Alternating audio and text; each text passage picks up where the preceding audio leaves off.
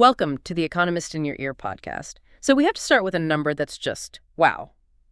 $100,000. That's the proposed new charge being slapped onto a U.S. H-1B visa application. Yeah. When you think about it, the previous all-in cost was maybe around $2,500, mostly legal and filing fees. This is, well, it's a seismic shift. It really is. Now, the stated aim, the official line, is pretty straightforward.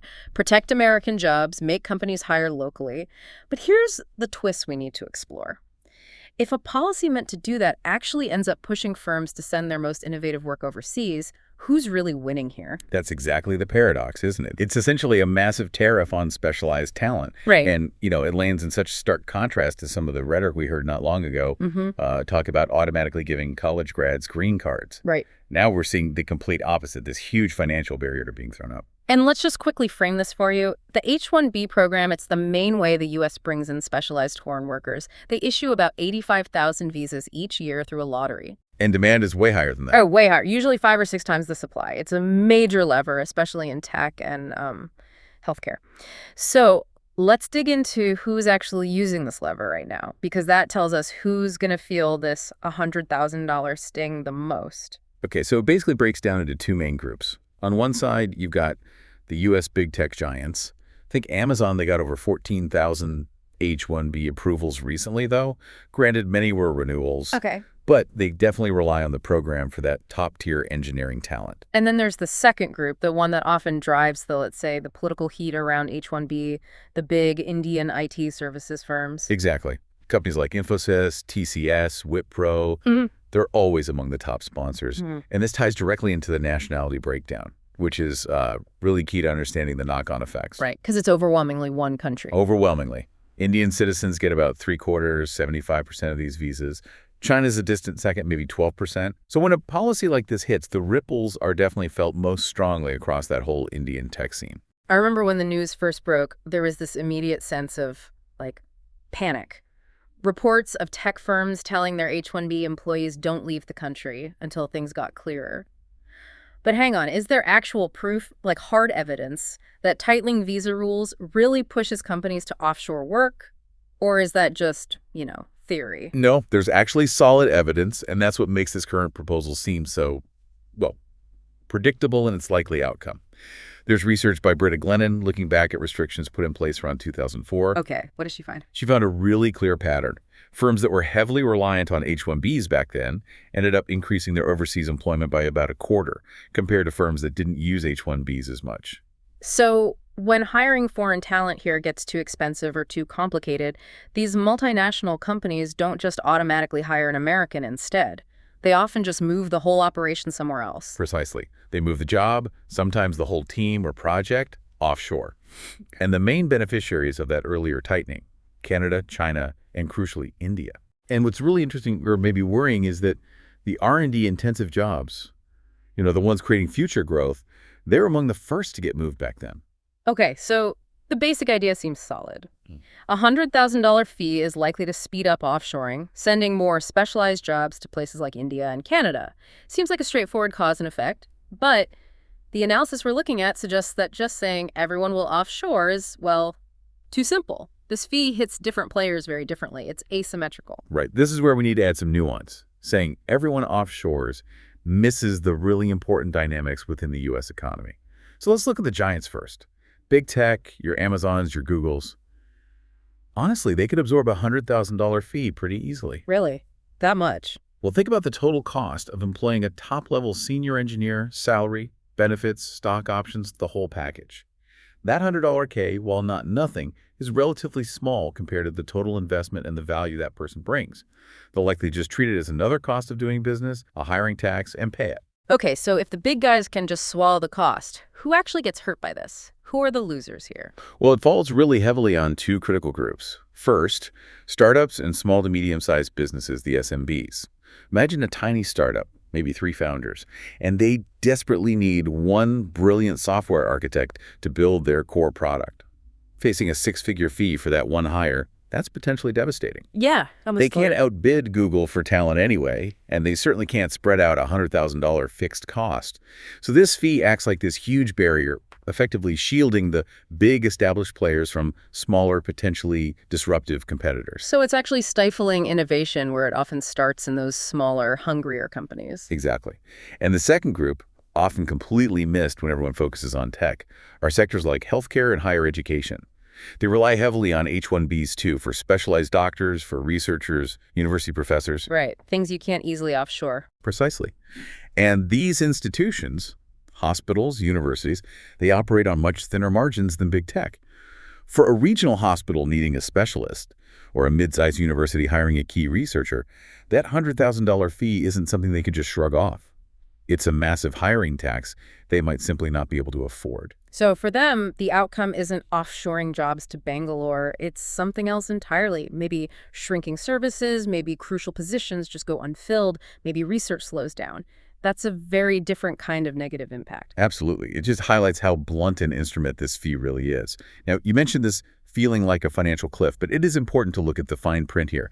The immediate shock has actually softened a bit. It's maybe more of a glide path, a sheer drop right now. Okay, what are those details? What gives companies some breathing room for now?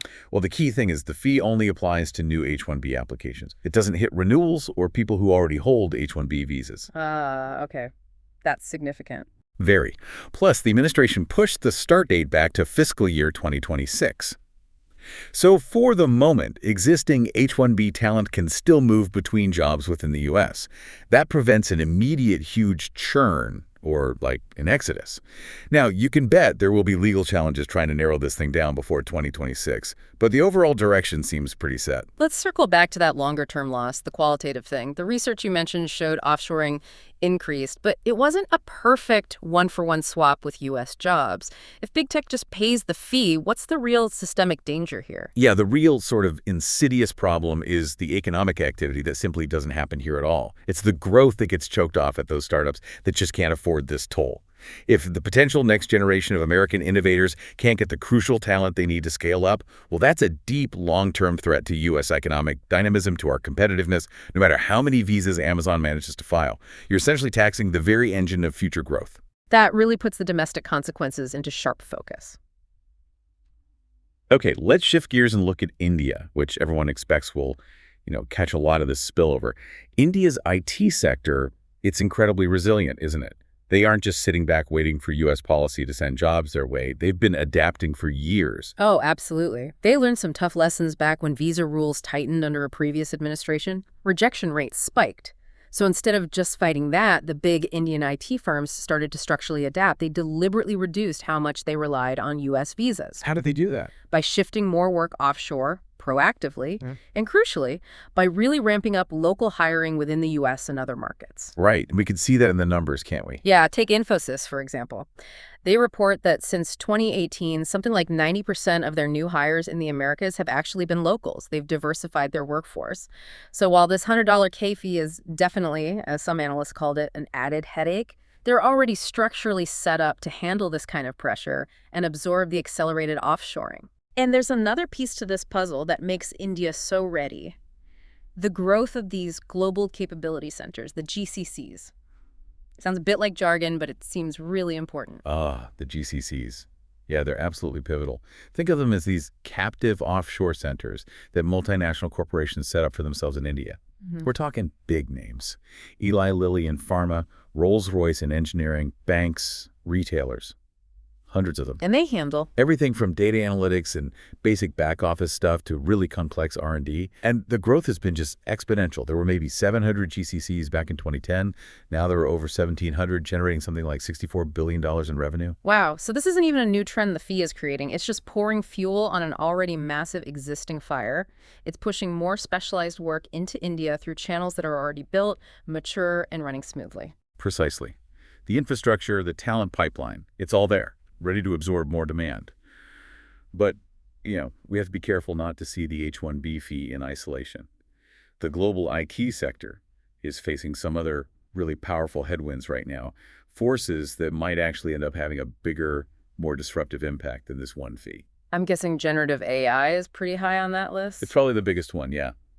These new AI tools are already starting to eat away at demand for the more routine, bread-and-butter IT work. We just saw TCS, one of those giants we mentioned, cut about 12,000 jobs recently. They cited skill mismatch, which is often code for automation making certain roles redundant. That technological pressure, that's a much more fundamental challenge for the whole global services model than a visa fee. And back in the U.S., the Department of Labor has its own plans brewing that could also raise the cost of hiring H-1B workers, maybe even more broadly than the fee itself. Right, that's the other critical policy lever to watch.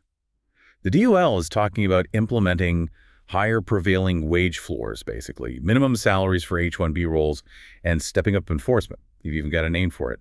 Project Firewall. Project Firewall. What does that mean in practice? It means they're signaling much more active monitoring and enforcement to make sure companies aren't using H-1B workers to undercut wages for comparable U.S. workers. Raising that wage floor across the board for any H-1B hire, regardless of whether you're a startup or Google, that could ultimately have a bigger impact on total hiring costs than even this $100,000 fee for new hires. Okay, so if we try to pull all these threads together, the fee itself, the history of offshoring, India's readiness, the huge shadow of AI, upcoming DOL wage rules, the picture gets pretty complicated. The headline idea that the fee pushes offshoring seems broadly right, but the actual outcome looks really uneven. Yeah, I think reshuffle is a better word than, say, a renaissance for American jobs. What you'll likely see is an acceleration of some specialized work moving to established hubs like India and Canada. You'll see higher barriers, making it tougher for smaller U.S. companies to compete for talent. And meanwhile, big tech will likely just pay the fee and carry on, maybe even consolidating their position. The incumbents kind of get protected from new competition while the next potential innovators get taxed before they even get going. That seems to be the dynamic, yes. Which brings us right back to that question we started with. This policy is framed as protecting American jobs. But given this really uneven asymmetrical impact where it seems to shield the established giants while potentially crippling the startups that are supposed to be America's next big thing, you have to ask, who does it really benefit in the long run? Something to definitely mull over. The structural consequences certainly go much deeper than just that initial price tag. Thanks for listening. Follow us for daily insights into world affairs. And don't forget to like, comment, and share.